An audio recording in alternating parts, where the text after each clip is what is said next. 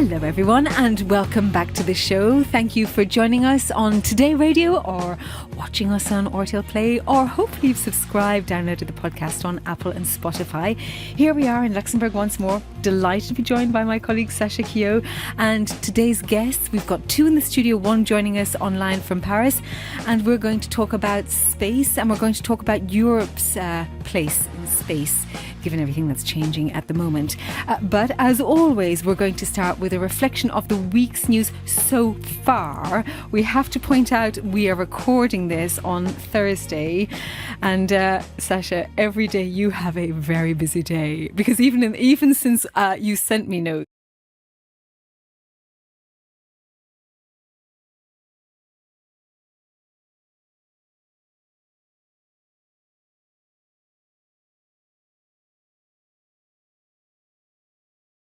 miserable, and a park, not a theme park, a sort of animal park in the UK, and they're two brothers.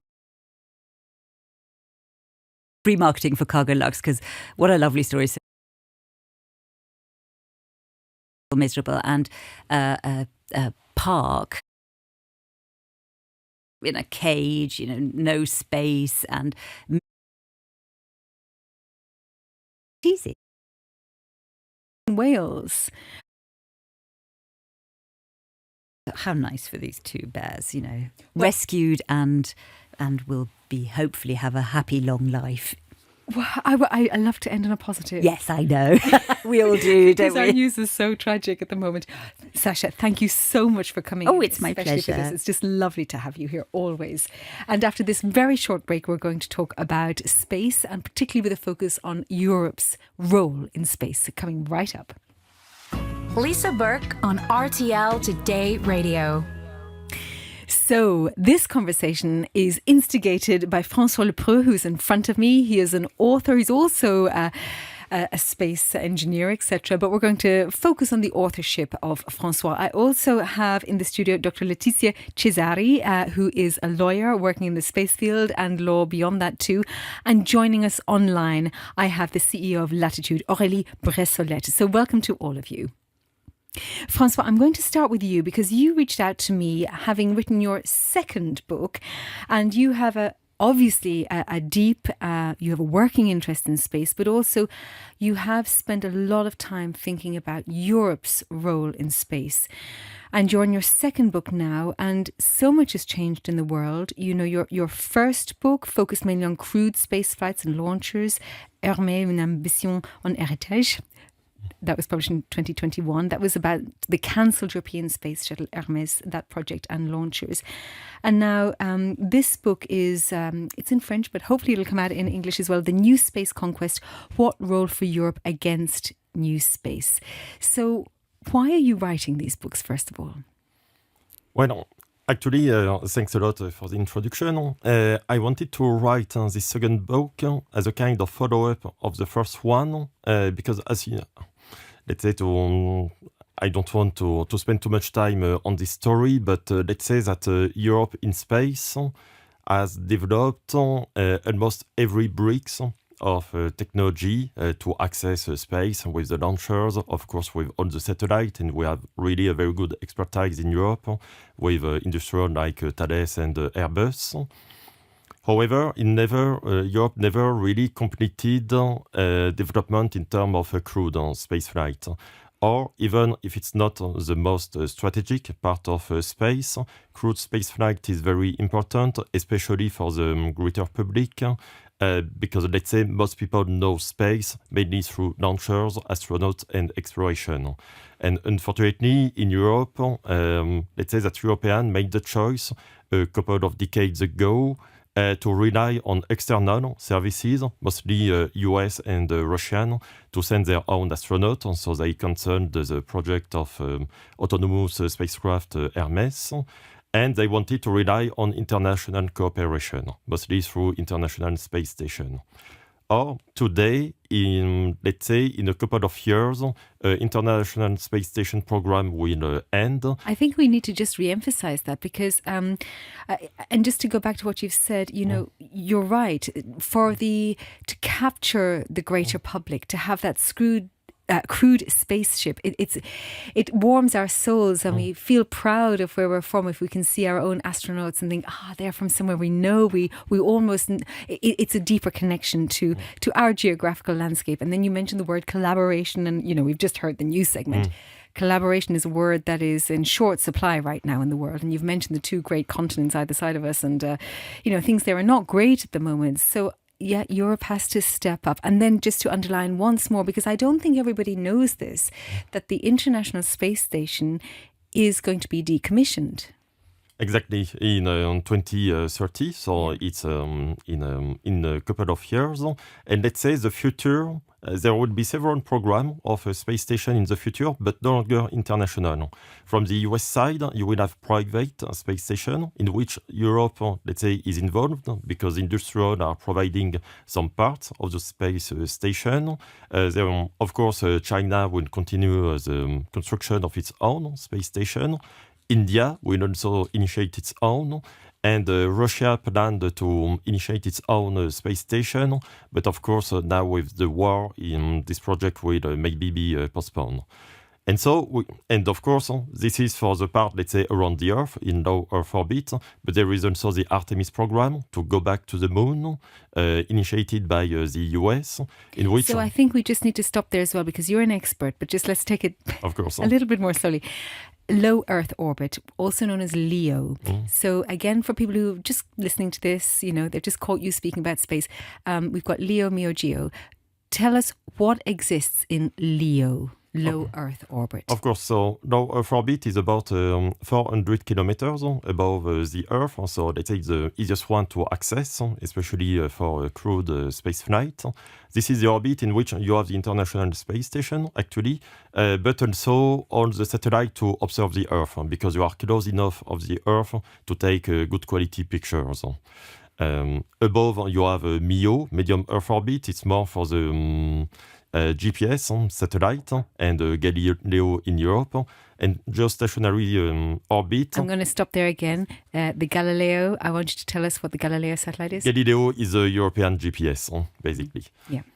And geostationary orbit is much above Earth. This is a place where you have all the communication satellite, like the one of SES in Luxembourg. So they are the one used to broadcast TV, but also telecommunication signals. Thank you for that. So sorry, I interrupted your flow, but I think it was very important to talk about that. So you're basically talking about the fact that in Europe we have great expertise. We really do. We have a lot of great universities. We have all of the different parts, but they don't come together very well. Exactly. We have everything to do a crewed space flight, and we have an expertise that is recognized by other countries. For example, many US companies are relying on European industrial to manufacture part of their spacecraft, either space station, either even the Orion spaceship of NASA, that is the one that transports astronauts to the moon. Half of it is manufactured by Airbus in Europe. So we have this expertise. Even the Indian rely on European expertise to develop their crewed spaceflight program. We have good launchers. I think that already will be able to say more about that, but we have heavy launchers like Ariane 6 that are able to do a crewed spaceflight. We have all this expertise, but we never assembled it together. I think you also should say to, again, I don't want to think that our audience don't know a lot about space, but just tell us what a launcher is. The launcher is basically the rocket that will launch objects in space. So in Europe, up to now, let's say our main launcher is Ariane, manufactured mainly by France, Germany, and Italy. The latest version is called Ariane 6. It's dedicated mostly to launch a satellite in orbit or exploration probes. But it's a heavy launcher, so able to launch great mass to orbit, about 20 tons in low Earth orbit. And so this is a very reliable launcher that will be absolutely able to send also astronauts to space. And it's really crucial that Europe develops its own set of a space apparatus in a way, because, as you said, we cannot depend on collaboration. Now, when it comes to ESA, the European Space Agency, they've had a very clear line that the word defence does not come in to their world of space? It's a bit of a grey zone, and maybe I should turn to you, Letizia, because you're the lawyer in the room. Can you explain out what ESA's mission is a little bit? They are not meant to, it's all for, it's defence is not part of their remit. Absolutely. So the European Space Agency, that is headquartered in Paris, in France, has very particular programs. And it is the intergovernmental agency of mostly the space agencies of its member states. Mm-hmm. And it also extends beyond the European Union. We can say that the United Kingdom, but also Switzerland and others are members. And within the different programs proposed by the European Space Agency, we have the mandatory ones. So the states have to dedicate a specific part of the budget to these mandatory programs. And then you have the optional ones. So they can choose to opt in or just decide not to opt at all in these programs. Human spaceflight, for instance, is one of them. It's optional. Not all of the states have to be a part of it. And we can see some discrepancies between different states in terms of budget. For instance, Luxembourg in 2025 invested 44.9 million euros, when the main contributor, France, was invested a bit more than 1 billion euros. Second one being Germany, etc., etc. So it depends on each state's involvement in terms of budget, in terms of optional programs, but also in terms of what is needed. But just to answer your question, defense is very much considered as a sovereign state power, prerogative souverain in French. And this is the reason why it's extremely sensitive topic. More and more we see that the European Commission, so the European Union institution, is trying to address these issues, because we need the cooperation that François mentioned just before. But at the same time, it's a matter of budget, and it's a matter of commitment and political will. Well, I mention it for very obvious reasons. We've actually had Sasha speaking about the increase in the defence budget here in Luxembourg, which is, it was meant to be over 5 years, and it's, I think, now 1.2 billion euros, and it will be in 1 year. It's going to by the end of this year, yes. 2% GDP here in Luxembourg. And part of defence is in space, a huge part of our defence requires space and everything that comes with space. Something that's also been set against decisions within the European Union, ESA, is that everything is a bit slow because we've got so many member states and you need to have everybody agreeing on something. Not everything, as you said, Letizia, but it's just, we're not fast to act. We're just really, really, really slow. And that's hard when you're up against countries the size of the US or Russia, or where they can make very fast decisions. They're not separate entities. So how can we overcome this? So I like to say that these European programs, because it involves not only European Union institutions, European Space Agency, but also national programs and national states, it's like a big puzzle. And depending on the size, the size does not matter in that case, but the little pieces are not the same shape, they are not the same larger or smaller, and we don't know exactly how to put everything on the puzzle, but it has to work. And for some of the flagship programs, it worked. We have Galileo, so the positioning, navigation, timing capabilities for outer space, placed in outer space. We call them GNSS capabilities, so global navigation satellite systems. We have Copernicus, that was mentioned before, for the Earth observation. And now we see IRIS² for secure communication. It's very interesting to see that we have many ideas, we have successful program. Now it's about indeed accelerating a bit, but at the same time we see some progress in the discussions. And I just want to actually underline those words again, because I think they are 3 things every European should know about. So again, just tell us what Copernicus is. Copernicus is the program that is one of the flagship ones of the European Union that is in charge of providing satellite imagery. Mm-hmm. So Earth imagery, space-derived data, in order for the different entities. It can be the firefighters, it can be the civil security services, and so on and so forth, that can use them and having them actionable for their day-to-day activity. It's also about monitoring the climate change and all of the different forecasting capabilities that we are complemented by Earth observation as well. So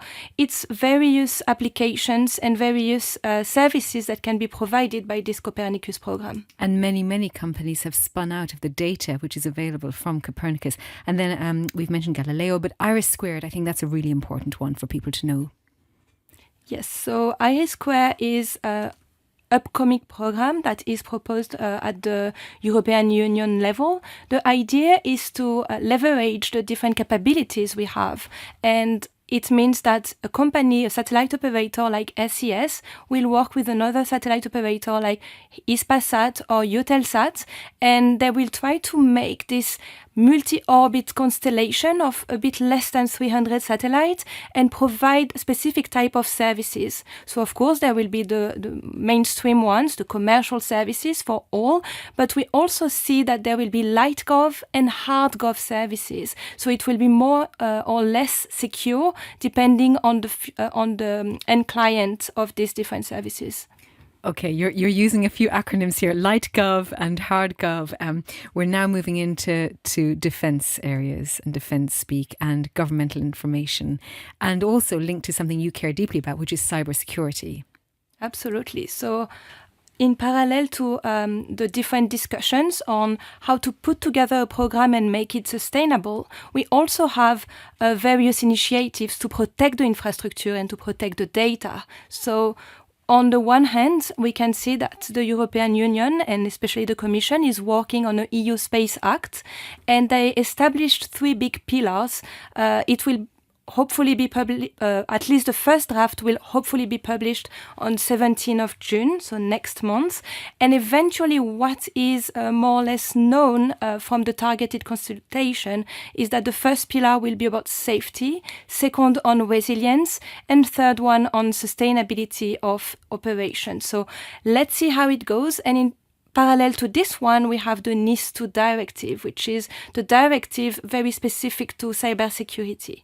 A directive in law is supposed to be transposed at the national level, but the states have a certain margin of maneuver in terms of putting it into their law. So it can take the shape that the state decides. So in France, it's under discussion, for instance, right now at the parliament level.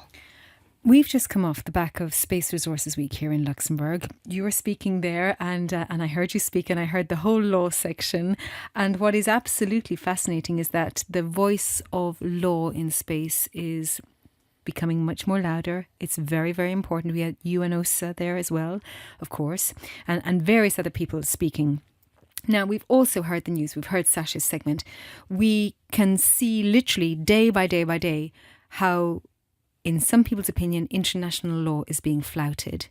When it comes to space law, which is still being formed, and you've spoken a lot about European acts, space acts and various things, it can't be acts just within Europe. We have to think about, and I know you and many lawyers, particularly from Luxembourg, actually many from Luxembourg, are thinking about space law. When this is drafted, or how it will be drafted, and the words seem to be fluidly because things change so quickly, how are you going to keep people adhering to this? So indeed, we see that the international space law is being commented a lot, and it was initiated by states. So we could see in the 60s a top-down approach, because initially the space programs were very much under the power of the different states, especially the big powers at the time. And more, we have more involvement from the commercial sector. We have more involvement from various stakeholders at the national, but also at the international level. We see international cooperation for human space flights, for science, for all of the different capabilities that are provided by space. So what we see is, and it's the case of Luxembourg, for instance, that states are taking some action in terms of legal framework. And it's very important because it provides for comprehensive measures that are very big into fostering the the comprehensiveness of the rules that are applicable to the company. So the new companies that are established in Luxembourg since the Luxembourg Space Agency opened in 2018 are actually protected by this law. So the last law adopted was in 2020 on the 15th of December. It's for space operations. It doesn't mean that SES was not able to operate before, but it means that now it's more comprehensive. It provides for more legal stability between the different actors and the possibility to foresee what's expected from the different operations and space activities in general. François, do you think increasing numbers of laws will help companies? Definitely, as Laetitia said, so we have to see two things. On one hand, having additional law can give a more comprehensive framework, but also it can open new capabilities for the companies.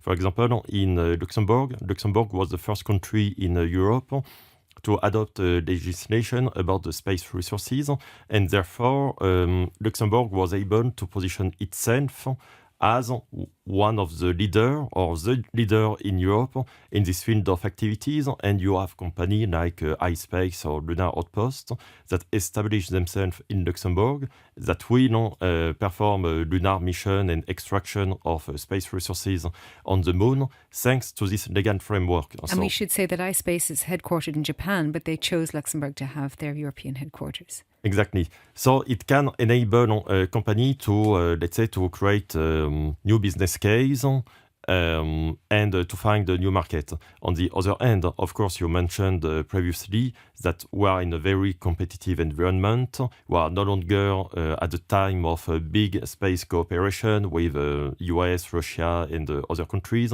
We are in direct competition with the US, with private companies like SpaceX, with China, with India, even if it's more a kind of a collaboration.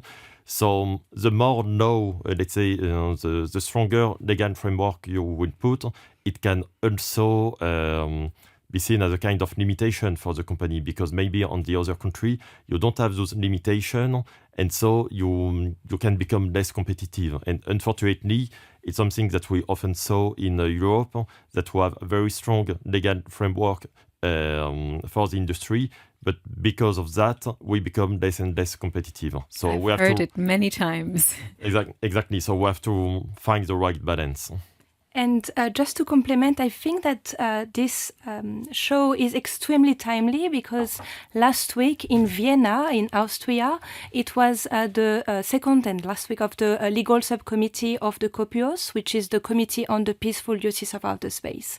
And during these meetings, during these sessions, states worked on a specific working group on space resources. They are working on various agenda items. It comes from dark and quiet skies to these space resources. Also, there are some endeavor on space traffic management or space traffic coordination. So states at the international level are still using diplomacy and multilateralism in order to discuss what space activities are about.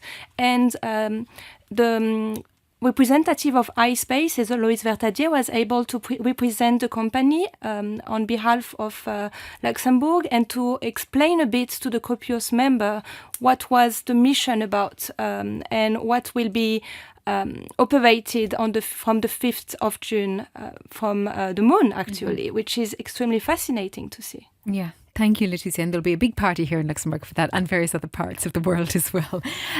Now, thank you so much, Aurélie, for waiting patiently there and joining us online from Paris, I assume. Lovely to have you with us.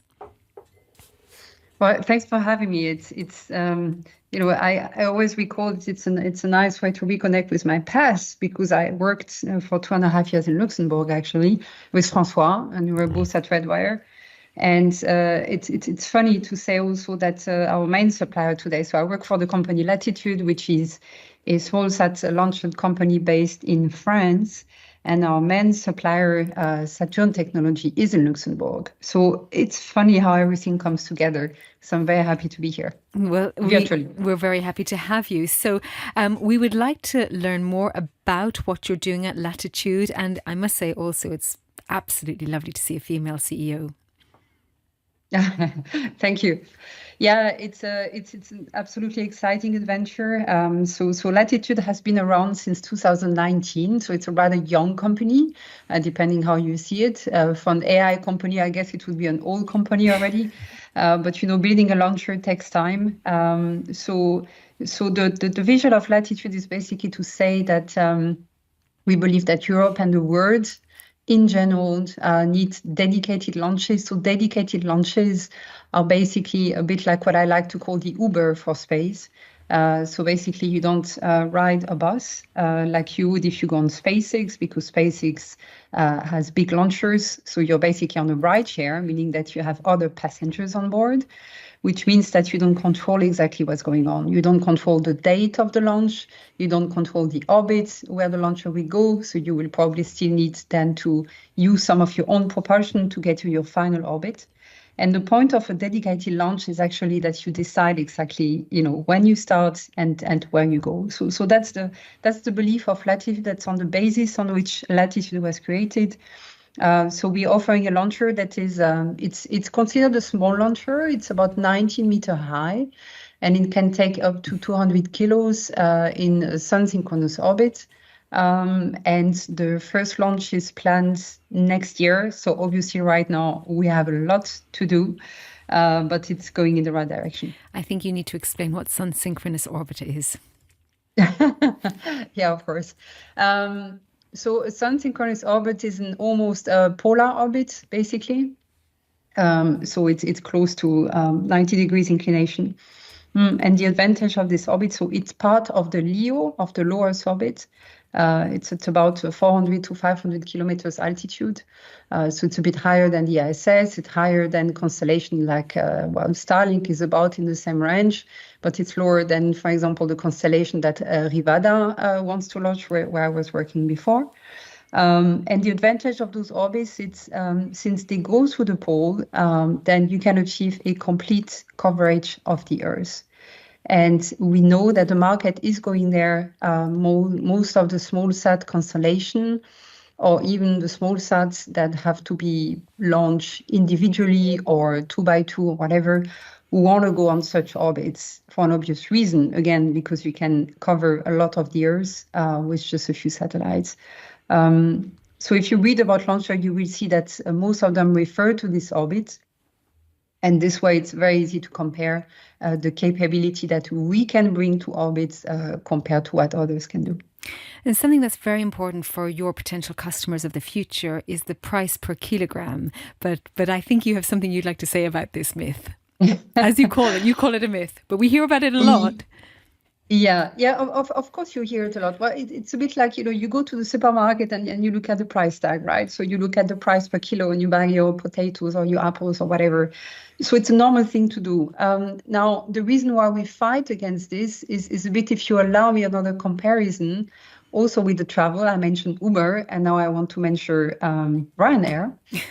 When you look at flight comparison and you get a price on Ryanair, and then you're like, wow, oh my God, it's like 1/4 of the price compared to flying on Lufthansa, for example.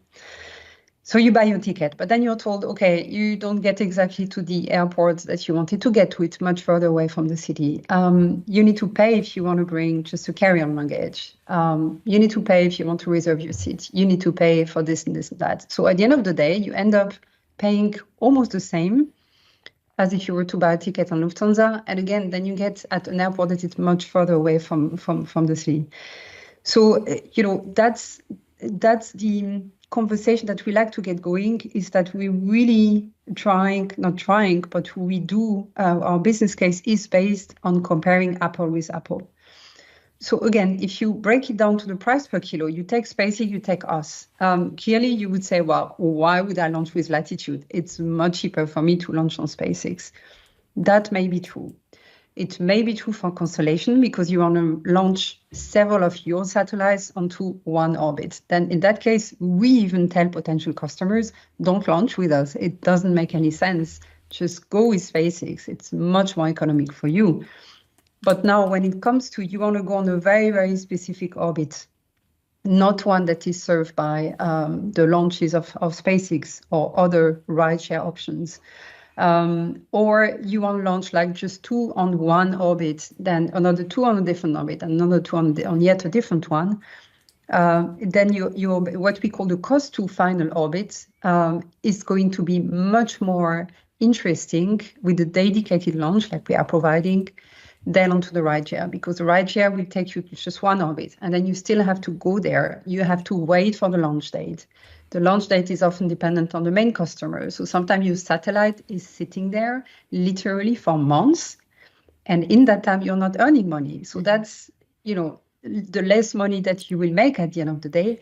And that's not what we say. This is what our customers say. And so they were just like, finally, there is a solution that's where I will not have to wait months to launch my satellites, right? So they can really optimize when their satellite is ready to when they want to launch and start their service. So we've made a lot of calculation, and we put our clients into those calculations to make sure that what we were calculating was just not wishful thinking, but the actual reality. Well, you've explained it very well there with your analogies. I think all of the airlines are getting a positive or negative. It makes contact us if you need a launch. Well, yeah, but stepping aside from any advertising here, because we're impartial here as much as we can be here. Yeah, of course. No, but move back to the technological aspect of this. We can only imagine the amount of innovation you have to think about when you're setting up a company like this. And you said, I think it was 2018, 2019, Latitude's been going from. So, we've had a few years, but so much technology. But that isn't the only thing you need to have a successful company here in Europe.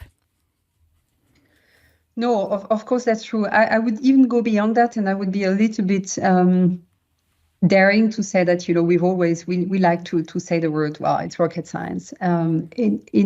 In the case of, at least in the case of Latitude, I don't want to talk for the other launches that are popping up in Europe or popping up since a few years. But we believe that our value is not necessarily in the technological innovation. Of course, we need to build a rocket that works, right? So, you need to have the right concept. You need to have a concept that will be profitable. You need to have something that will be easy to handle, like logistic-wise. So we've taken all that into account. But at the end of the day, the basic bricks of technology we are using are no different to what people were doing 60 years ago, when the Apollo program was ongoing. So it's more or less the same technology. And it's of course, it's slightly different. We're trying to optimize, to be lighter, and to be better again in terms of logistics. But the basic bricks are the same. So the difference is in the way that we do it. So we try and do it cheaper. We try and do it faster, and we will get there. I mean, that's our whole model is based on that, right? So this is where the innovation actually lies. And I know that many other space companies in Europe and maybe also elsewhere in the world also think like this. You have to be lean. You have to be resilient. You have to adapt. But that's the same for any company. That's the same for any company. And then just thinking about your place in Europe, how has it been setting up in Europe? And did you ever think about setting up in any other part of the world? Well, I wasn't there when the company was founded, so I cannot speak for the founders. But I think, Europe has a lot to offer. I think François has mentioned it, Laetitia has mentioned it. Europe wants to do something, so that's great. Europe has their heritage. And of course, there's an incredible momentum right now. And I know that I'm careful with my words. Because, saying that there are wars and that people are, raising up their efforts in defense is not necessarily something that we should paint as exciting and very positive. But there is a momentum. So I think it's good to have had this wake-up call in a way. And this year is very particular in that sense.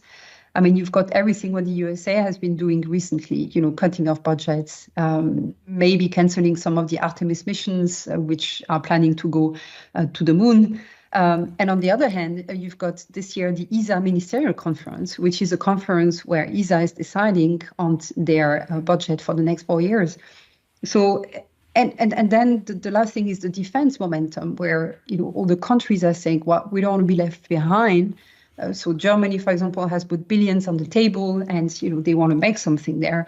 And of course, space is like an absolutely major and mandatory element of that.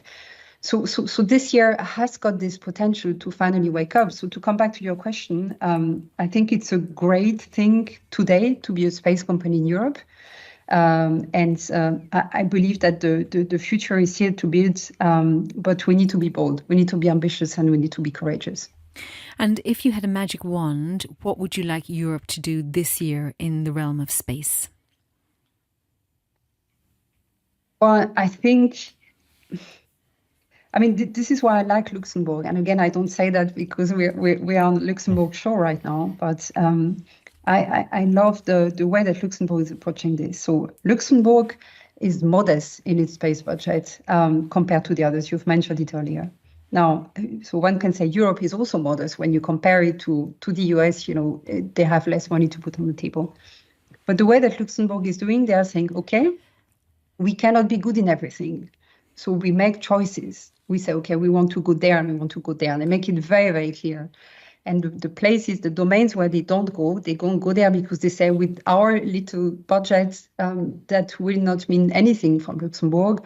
So we focus on areas where we are really good, where we have companies that are strong and where we can make a difference on European and international level. And the other thing that I like about Luxembourg is that because of its past, I guess, in finance and, you know, companies in the bank industry and so on, they have a very commercial spirit. So they really think in the sense of like, where can I put my money to make a difference? Well, if I was an investor, I would put it in companies that have ambition, companies that have a good business case, companies that can thrive and make profits even without our help. And I would like Europe to do the same. So not to just be, you know, politically driven or driven by, you know, personal ambitions of whoever is sitting there at the table, but really to think, okay, who are the companies there that are already well on the way, who have a very, very good business case, they can make a difference, and let's help those companies. You know, let's dedicate budgets to help those companies thrive and base our future in Europe in space on those companies. So that would be my wish. Thank you, Aurélie. You've explained it very, very clearly. Now, for those who are listening on Today Radio, you can hear the rest of the show just after this very short break. You can watch all of it on RTL Play. And please do subscribe and download to the podcast on Apple and Spotify. And you can hear the extended version of the show there, which is coming up just after this very, very short break. The Lisa Burke Show. I wanted to extend the conversation because we've already had the mention from Aurélie about the ESA Next Council meeting at ministerial level, and I'm going to turn to the lawyer in the room. So, Dr. Letizia, can you explain what this is and how important it is also? It's extremely important for the different states to prepare the amount of involvement of people, of budget, but also of technologies and capabilities for the next coming months, the next coming years. And it's not only about like assessing what type of system will be developed. It's not only about R&D. It's also about the future of technology, because we see that the different companies benefit from a return, a geographic return, depending on the investment of their states to the European Space Agency's program. So for them, it's about asking, consulting with their national companies what's possible, what's feasible, and then to put the money on the table and say, this is how we are going to cooperate. Another part that we cannot ignore is that the multi-annual financial framework of the European Union, so this is something separate in parallel, but it's something also very important. It's coming to an end in 2027. So it's a 7-year envelope that states are negotiating, and from 2025 onwards, states and companies are going to discuss all together what's next for the European Union. So far it was a lot about cooperation, flagship programs, science as well, and innovative commercial services. But Lisa, you mentioned it earlier. Now it's more and more about defense and strategy. What can we do at the European Union level about defense and strategy? And this was one of the aspects of the mission letter of the Commissioner Kubilius, who is in charge of the defense and space portfolio at the European Commission level. So it's about the agenda. It's about the cross-sectoral discussions with digital, with defense, with all of the budgets related to the various mission of the European Union. So let's see how it's going to be negotiated, but there will be many discussions on this in the coming months/years. Thank you, Laetitia. You explain it so clearly. It's really lovely to listen to you because you are so eloquent in explaining the law and the problems associated with that. I'm going to come right back to you, Francois, because you initiated this whole conversation. You reached out to me. You told me about the book that you got in front of you. I can see it here now.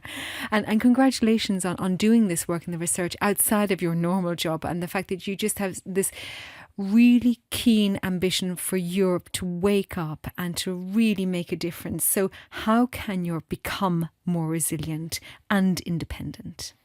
Well, actually, as Laetitia and already mentioned, there will be this ministerial that will be very important, especially since the last one in 2022 was a kind of crisis reaction because Europe was very weakened by some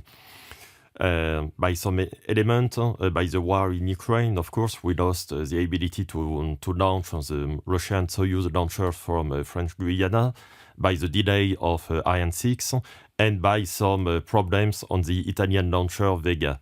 Now, more or less, the situation for launcher is stabilized, so we can focus on other part, and I think that the crewed space flight will be really discussed. I totally agree with what already said. Europe is not able, because of its budget, to work on everything. Up to now, the strategy of Europe was to do a bit of everything through international cooperation.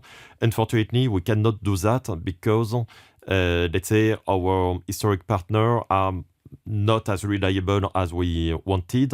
So I think what is important for Europe is really to draw during this ministerial a comprehensive and ambitious roadmap for robotics, for crewed spaceflight, for launchers. If we talk about crewed spaceflight, the contribution of Europe to the Artemis program will most likely be concerned by the current administration. So either the European service of the Orion spacecraft or the Gateway, this small space station around the moon. So maybe Europe will have to find new partners, smaller partners like Japan, South Korea, maybe the Emirates. Well, Japan is quite an established, JAXA is quite an established space agency. Korea is just a year old. Exactly, but those are partners, let's say, with who we worked on other missions, either robotic or on ISS. Let's say Japan is positioned almost in the same way than Europe in the ISS, because they provided some modules, so some part in which astronauts are living. And for me, the main partner, especially because in Europe, crewed spaceflight are initiated and promoted by France, the best partner for that would be India, because India is developing its own program for crewed spaceflight. Next year, they will have the first spaceflight of their spacecraft with Indian astronauts on board, and they plan to build a small space station in low Earth orbit. So there is a very good opportunity to work with them, for example, to propose them to build the space station, because we have this know-how, to rely on their spacecraft to bring our astronauts there. We also have private companies like the exploration company that is established in France, Germany, and now Italy, that is developing a space cargo. So if you want, it's a kind of a spacecraft, but not able to directly host astronauts on board. But they always said that they want in a dozen of years to go to the crewed spaceflight. So I think there is a very good opportunity to initiate a new program for crewed spaceflight, but it's a program that we have to think in long term. It's not something that will happen in 5 years. We won't have the budget to develop something in 5 years. We have to think a bit more like countries like China. China, they had a roadmap of over 30 years to develop first spacecraft, space station, robotic capabilities, and now they are aiming to the moon by the end of the 2020s. So I think it's a good example to see that we need to have, again, for industrial program, a very long-term think. Thank you, Francois. And the final word, really, or at least what I think is going to be the final word to you, Aurélie, thinking about your past, if you were a young person today coming out of one of the number of very good universities across Europe, I can think of a few down around the Toulouse area, for example. There's plenty across Europe, however, not just picking out Toulouse. But, where you've become an engineer, let's say, and you have a focus on space, would you suggest to that engineer to start working at a space agency, such as ESA, or a commercial space company, or a startup company? Well, that's a very big question, and I hope that not everyone is going to follow my advice bluntly or blindly. I would say my answer would have been different when I came out of school, and I think I would now definitely answer to a company. I think when you go and work for ESA, you need to have a little bit more background. You need to have been there in the industry, because otherwise you're too far from what's actually happening. You don't grasp exactly why companies are thriving or why they are struggling, and really, you need to have been there. So definitely a company. If it needs to be a more established company like Airbus, Thales, or HB, or if it needs to be a startup, I guess it depends on your personality. So if you want to take like the risk, you want to live like the startup environment and the mood, like with young people, very dynamic, but a little bit chaotic, then go to a startup. If you like it more structured and you want to learn from, very, very experienced people, then you should go to a more established company. That would be my answer. And I did say you might be the last person, but I'm going to go to Letizia as well for a different side of space law. If somebody wants to study law and doesn't really want to do the mathematics required for an engineering mindset, when it comes to space law or IP or international law or all of the various scaffolds that are going to be developed, what would you encourage a person to do? So in my law firm, de Gaulle Florence, we do general law applied to different types of companies. So commercial law, IP law, but also tax law. They can all apply to various companies. Now, if it's about international space law, I would recommend a few European universities, first one being in Luxembourg. So the University of Luxembourg and the Faculty of Law has a specific master, LLM, which is a second year of specialization of international law in space telecommunication and media. I graduated from this master in 2019, and I can only highly encourage students to take the classes because it's extremely interesting. We have also various classes in media, so I already went to RTL when I was a student to visit. But there are also other masters, like Leiden University provides for aviation law and space law, so it's extremely interesting because you see the various airspace and outer space. And of course, in my city of birth in Paris, you have a master that is more focused on telecommunications and space, and it's in Paris Sud. Very interesting classes also because there is an alternance program, so you can do some professional training directly with companies or institutions. That would be 3 examples. Well, thank you all so much for your expertise in coming together today and for your time, which I know is highly precious. Sasha, thank you for staying with us. What have you thought about that? It's been such an interesting conversation, and also I feel very reassured, I have to say, because I'm in the sort of here and now and, the daily grind, and it's lovely